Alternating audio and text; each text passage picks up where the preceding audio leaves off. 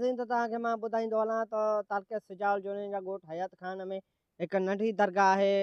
बिलन शाह जिलानी गामा शाह जिलानी तव्हांखे ओॾे ॾेखारे त केमेरा महिनत तव्हांखे त साम्हूं करे त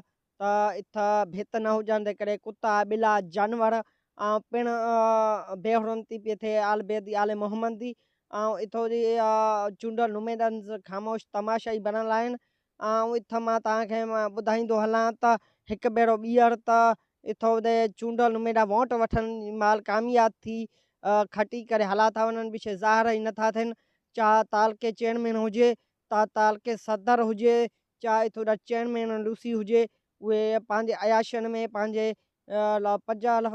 दफ़ा हुननि खे चई चुका आहिनि गादी मशीर हुननि में गौर नथा ॾियनि ऐं वीचार नथा कनि चाहे अहिड़ी गंदगी हूंदे ऐं अहिड़ी आलबेदी तुर्बतनि जी बेहुरमती थींदे त हिननि मुरीदनि ख़ादमनि जो चवणु आहे त इथों आंदी असां भौतारनि जे साम्हूं वॾेरनि जे साम्हूं असां हुननि खे कुझु नथा चई सघूं उहो असांखे मौत मां धमकी ऐं असांखे हिरासमेंट करे रहिया आहिनि इन हिसाब सां असां हुननि खे नथा चई सघूं अहिड़ी शिकायत मीडिया सां ॻाल्हाईंदे हुननि चयो आहे त जेसीं ताईं त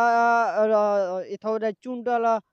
नुमेदा जे असां ख़िलाफ़ु इन जेके नथा इजाद ऐं तहरीक हलाए था सघूं त छो त असांखे मौत मां धमकी असांखे जान खे ख़तरो थी थो सघे त पहिरीं ॻाल्हि इहा आहे त पी चेयरमैन बिलावल भुट्टो ज़ज़ाई आसफ़ आई ज़ज़ाई खां मुतालबो आहे ऐं आदि फिराब टालपुर खे त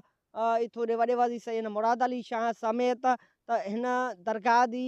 गौर कयो वञे त अंदरूनी तव्हांखे मंज़र ॾेखारे ॿिन्हनि दरगाहनि जी किथां ज़ारत आहे उहा नाकाम थी चुकी आहे इथों जा कुता ॿिला बेहुरमती पिए थिए मौला गाज़ी जे अलमनि जी दिकी दी बि ऐं इथों जी बरसाति हूंदे अहिड़ी हूंदे त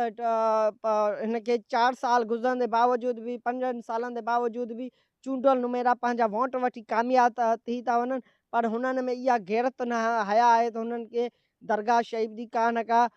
अले पलेस्तर छा हुननि जी एॾी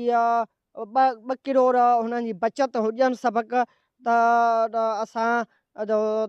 लूसी चेयरमैन किथो असां नाला नथा खणी था सघूं गोपांग आहे पर उहो इन सम्झ तालके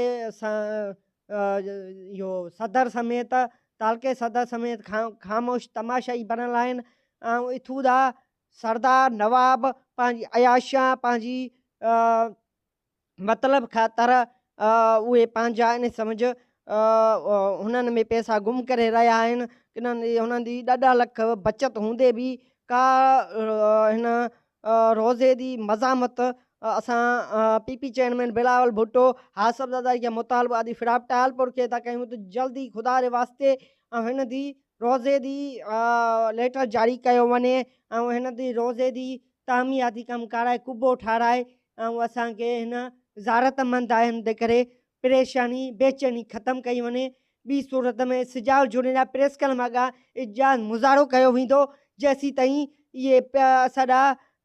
किथे चूंडल नुमेदा आहिनि पंहिंजा हर्फ़नामा खणी क़ुर में फिरी था वञनि पर हुननि में पर हुननि खे गैरत जो कवारो नथी करे जिलानी हिकु दरगाह शरीफ़ जी